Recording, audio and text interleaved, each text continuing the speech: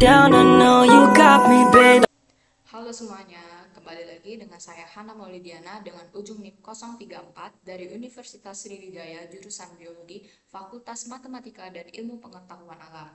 Baiklah, di sini saya akan menjelaskan mengenai materi kultur jaringan kembali, yang dimana saya di sini mengambil jurnal dari Encina, Granero, dan Regalado tahun 2023 mengenai in vitro long-term cultures of papaya or Carica papaya LCV Solo yang diambil dari jurnal Horticulture.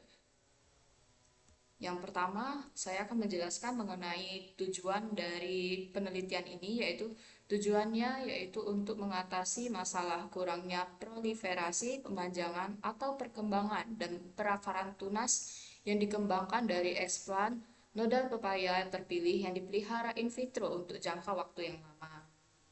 Nah, selanjutnya adapun pendahuluan yang pertama yaitu pada Carica papaya ini berupa tanaman buah penting di daerah tropis dan subtropis karena nilai nutrisi dan obatnya perbanyakan konvensional sulit untuk produksi skala besar dan dari biji menyebabkan keragaman genetik.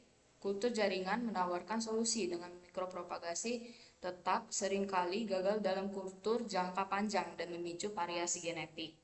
Nah, dari pepaya ini biasanya diperbanyak secara vegetatif menggunakan metode klasik seperti stek dan pencaklokan. Tetapi metode ini tidak efisien untuk produksi dalam skala besar. Nah, maka dari itu sebagian besar pepaya diperbanyak dari biji. Namun, metode ini juga memiliki kelemahan karena tingginya heterozigositas biji dan karakter dioeciosnya yang menghasilkan perbedaan signifikan dalam hasil, kualitas buah, serta toleransi terhadap hama dan penyakit. Nah, mikropropagasi melalui kultur jaringan ini banyak sekali menawarkan keuntungan dibandingkan metode konvensional dan telah banyak diterapkan pada spesies pepaya.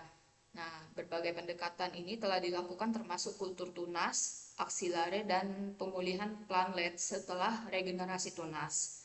Nah, dalam artikel ini menyajikan data bahwa proliferasi dari 10 tahun inkubasi in vitro berkelanjutan tunas papaya CV Solo dan mengusulkan metode yang andal untuk mikropropagasi jangka panjang menggunakan mikrotunas yang dikembangkan dari tunas aksilar sebagai ekspan utama.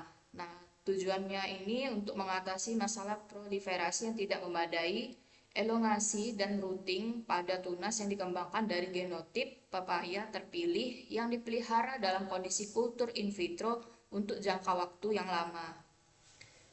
Nah, selanjutnya ada bahan dan metode yang digunakan yaitu plant materialnya. Penelitian ini menggunakan eksplan pucuk aksilar dari tanaman pepaya dewasa berumur 2 tahun dari kultivar Solo. Yang kedua, eksplan preparation bagian nodal aksilar diperoleh dari pucuk muda yang tumbuh aktif dan disterilisasi.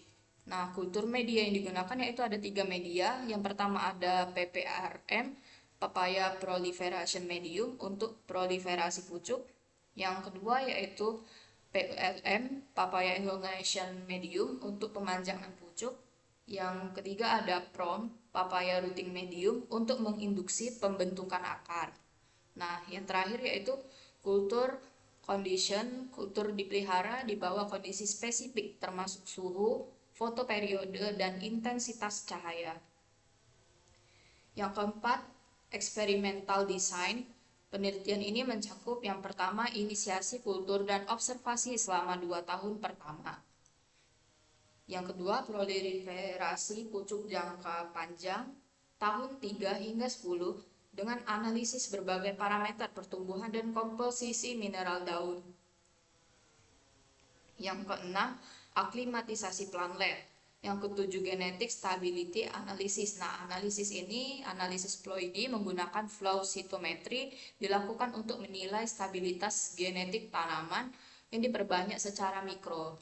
Yang kedelapan, statistical analysis, di mana data yang dikumpulkan dianalisis secara statistik menggunakan perangkat lunak dan uji yang sesuai.